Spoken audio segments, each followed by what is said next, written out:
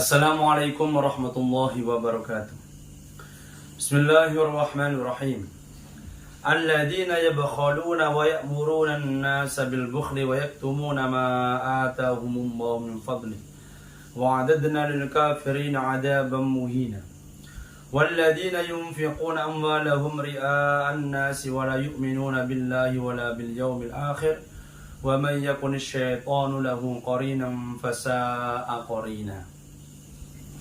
Surat An-Nisa ayat 38 sampai 39. Di sini dijelaskan alladzina yabkhaluna, orang-orang yang kikir. Kikir terhadap apa? Bima yajibu alaihim, yaitu tidak mau mengeluarkan yang wajib baginya, yaitu apa? Zakat. Jadi dia tidak mau membayar zakat. Orang-orang yang tidak mau membayar zakat wa ya'muruna an-nasa bil bukhli, dan dia memerintahkan orang lain juga untuk kikir. Jadi dia tuh juga mengajak-ngajak orang untuk jangan membayar zakat. Di sini juga bisa diartikan orang-orang yang pelit, orang-orang yang kikir. Orang yang pelit ini juga, yang bakhil ini juga bisa mengajak orang lain untuk bakhil, baik dengan ucapan atau dengan tingkah laku. Contohnya gini, saya meminta bantuan terhadap orang. Saya belum makan, tolong saya pinjami uang toh 5.000 buat makan. Ternyata dia tidak mau meminjami saya, padahal dia punya. Perbuatan dia itu nanti membuat saya kikir. Kok bisa? Ketika suatu saat dia membutuhkan uang dan saya ada unsur dendam ya, dia membutuhkan uang ke saya, jadi tolong bantu saya butuh uang, tolong hutangi saya, tolong saya beri uang. Tidak bang, kamu dulu, saya mintai hutang, saya mintai uang, tidak mau. Nah ini, jadi kikir yang membuat orang lain juga ikut kikir. Jadi memang gitu, biasanya kekikiran kita, yaitu kebakhilan kita, itu membuat orang lain juga ikut bakhil gitu. Wa yaktumuna ma atahumullahu min fadli, dan orang-orang yang menyimpan perkara yang telah Allah berikan dari anugerahnya. Dalam tafsir Jalalain dijelaskan, pertama minal ilmi, dari ilmu. Dia tidak mau mengajarkan ilmunya. Dia tidak mau mengatakan sebenarnya tentang ilmu. Contohnya siapa? Orang-orang Yahudi. Orang Yahudi itu hafal Taurat, isi Taurat hafal, dan dia tahu betul sifat-sifat Nabi akhir zaman. Tapi berhubung orang Yahudi itu tidak mau kehilangan pengikut, kalau saya menjelaskan sifat Nabi akhir zaman itu ada pada diri Muhammad, maka pengikut saya akan ikut semua pada Muhammad. Nanti saya tidak punya pengikut. Nah itu. Sama dengan kita, kadang kita tidak tahu hukumnya, tapi kita tidak mau mengarahkan kepada kiai lain, ulama lain, karena kita takut kehilangan santri. Kalau saya tidak mengatakan yang sebenarnya, kalau saya itu tidak bisa, kalau yang sebenarnya itu, yang bisa itu adalah ulama lain itu, nanti santri saya ikut semua pada kiai itu, nanti saya tidak punya santri. Nah ini seperti orang-orang Yahudi. Jadi orang-orang yang menyembunyikan ilmu, atau dia tidak mau mengakui bahwa dia tidak punya ilmu. Nah, itu bahaya. Yang kedua yang dijelaskan dalam di sini oleh tafsir Jalan, wal mali, dan harta.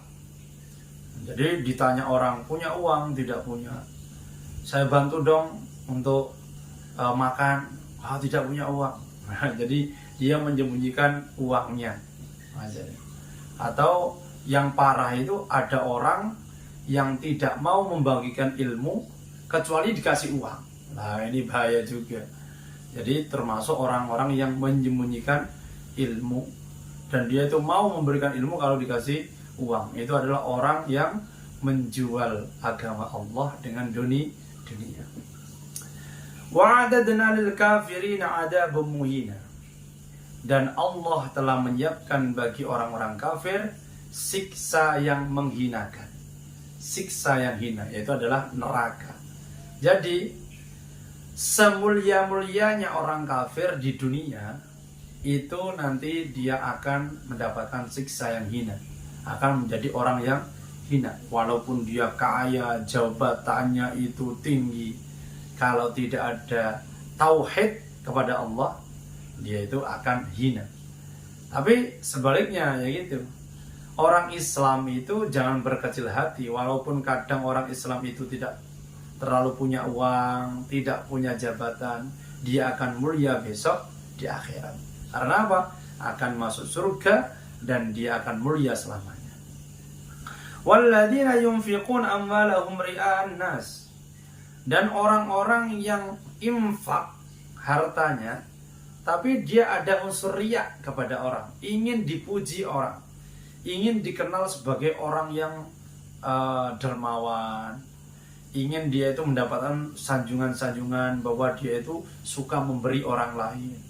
Jadi ditampakkan, jadi infak atau sedekah ditampakkan itu tergantung niatnya. Kalau niatnya itu untuk mengajak orang lain supaya ikut-ikut infak, itu gak apa-apa, memotivasi orang lain, mengajak-ngajak orang lain.